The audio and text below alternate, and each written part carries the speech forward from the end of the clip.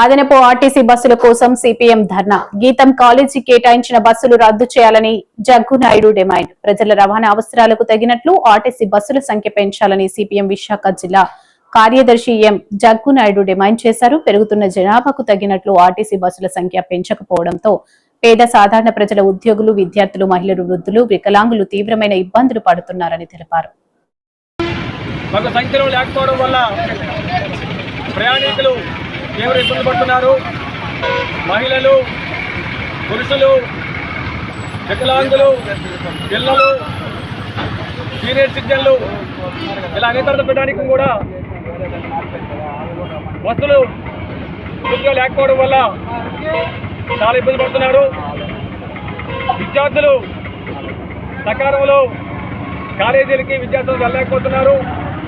డ్యూటీలకు వెళ్ళే వాళ్ళు సకాలంలో డ్యూటీలకు వెళ్ళలేకపోతున్నారు. దీనికి ప్రధాన కారణం రాష్ట్ర ప్రభుత్వం విశాఖ జనాభా తగ్గట్టు ఆర్టీసీ బస్సులు ఏర్పాటు చేయలేదు. కేంద్ర పట్టణాభివృద్ధి సంస్థ చెప్పినటువంటి నిబంధనలు కానీ రవాణా రంగ నిపుణులుగా చెప్పిన దాని ప్రకారం పట్టణాల్లో ప్రతి 1000 మంది జనాభాకి 0.5 నుండి ఒక బస్సు కేటాయించాలి. ఆ విధంగా విశాఖ జిల్లాకి దాదాపు 2500 బస్సులు ప్రభుత్వం ఏర్పాటు చేయాలి. కానీ కేవలం 740 బస్సులు మాత్రమే ప్రభుత్వం నడుస్తూ ఉంది. ఈ బస్సుల్లో కూడా చాలా బస్సులు బాధపడిపోయాయి, అవి నడవడానికి మొరాయిస్తున్నాయి. కాబట్టి రాష్ట్ర ప్రభుత్వం శ్రీశక్తి పథకం పెట్టి మంచి చేశారని చెప్పని ఘనంగా చెప్తున్నావు. కానీ ఆచరణలో ప్రజానీకానికి అవసరమైన బస్సులు ఏర్పాటు చేయకుండా నరకయాత్ర అనిపించే విధంగా మీరు రాష్ట్ర ప్రభుత్వం వ్యవహరిస్తుంది.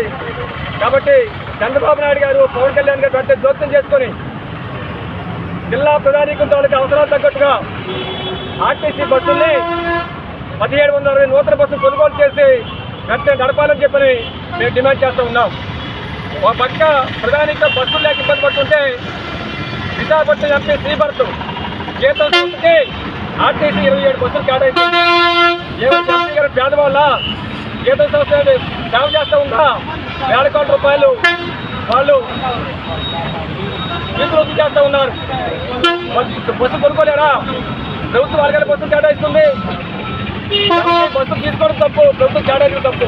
కాబట్టి జీతం సంస్థ కానీ ఇతర ప్రైవేట్ సంస్థలు ఏదైతే ఆర్టీసీ బస్సులు ఇచ్చారో ఆ బస్సులు వెంటనే తీసుకొని ప్రభుత్వం నడపాలని చెప్పి సిపిఎం పార్టీగా మేము డిమాండ్ చేస్తూ ఉన్నాం. అంతేకాకుండా ప్రభుత్వం పారిశ్రామికవేత్తలకి, సంపన్నులకి మేఘాల మీద 1,000 కోట్ల రూపాయలు రాయితీలు కల్పిస్తూ ఉంది, భూములు కేటాయిస్తూ ఉంది.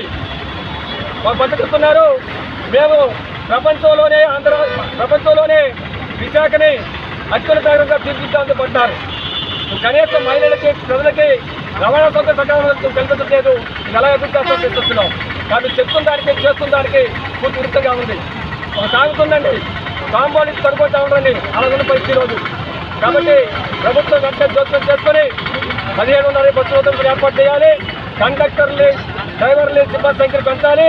అన్ని బస్ స్టాపుల్లో కూడా బస్సులు ఆగే విధంగా చర్యలు చేపట్టాలి.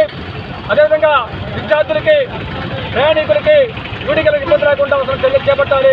రాత్రులు ఈరోజు కూడా బస్సులు లేక ఇబ్బంది పడుతూ ఉన్నాం. కాబట్టి రాత్రులు బస్సులు ఏర్పాటు చర్యలు చేపట్టాలి. ఏ ప్రాంతానికి బస్సులు లేవు, నిలిపోయాయో ఆ ప్రాంతానికి బస్సులు విధంగా చర్యలు చేపట్టమని చెప్పని ఈరోజు రాష్ట్ర ప్రభుత్వం డిమాండ్ చేస్తున్నాం. లేని పక్షంలో ఆంధ్ర ఉద్యోగం చేస్తామని చెప్పి మీ ద్వారా హెచ్చరిస్తూ ఉన్నాం.